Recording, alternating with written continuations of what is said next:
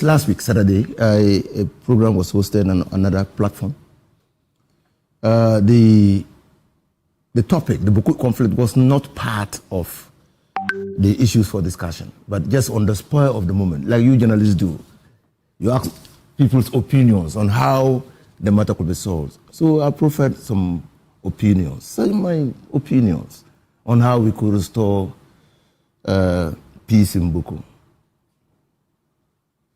Thursday, there was a megadon. The whole Mamprugu kingdom descended on me. I had challenged the sovereignty of the Bawku Naba. The Nairi over Bawku. The comments simply touched the raw nerve of the Mamprugu people and provoked an avalanche of attacks on me. In fact, visceral anger could be seen from the attacks through social media on my person and threats. We have heard the Nairi speak for the very first time in a long time. Yes. What did you say? I was just proffering, I was talking about how, in my view, we could pursue peace. Okay. And in proffering my view, it appeared to the Mamprugus that I was spreading the narrative of the Kusasis. Unfortunate. That was not my view. And you know me, sometimes. I don't double in mischief. My honest view was proffered. And unfortunately, it turned out that the view was aligned to the view of the Kusasis. And so I was transported from a Dagumba to a Kusasi. And you don't believe it. You won't believe it. Now, the passions that it evoked, the emotions that were pouring out against my person. Now, so upon deep reflection, I said, no, I think that what I said did not sit well with the Mamprugus. It was not meant to destabilize the status quo ante. It was not meant to side with any group.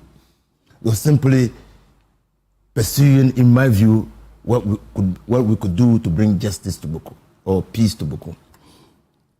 And upon deep reflection, I think that I owe the Mamprugu youth an apology. I also owe the Nairi an apology and his Council of Chiefs. So I'm happy you've provoked this discussion even before we go into the Chief Justice's matter.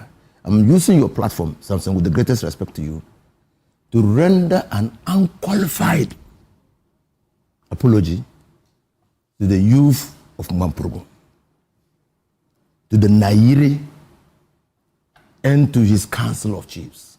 That it was never my intention. In fact, I bear some close affinity to the Mamprugus. So I was surprised that my statement had simply transported me from somebody who bears close affinity to the Mamprugus to a Kusasi.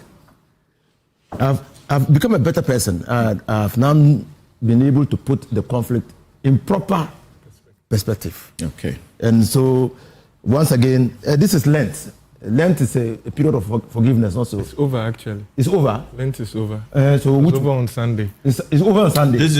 Today is Holy Saturday. Holy Saturday. Holy Saturday blessings. So, blessings. The blessings. Yeah. So, in fact, today is Holy Saturday, and so I pray that my apology will be accepted by the Mamprugu people, the youth, my brothers in Mamprugu, and the Nairi, and all those who have been hurt, deeply hurt by the statements that I made.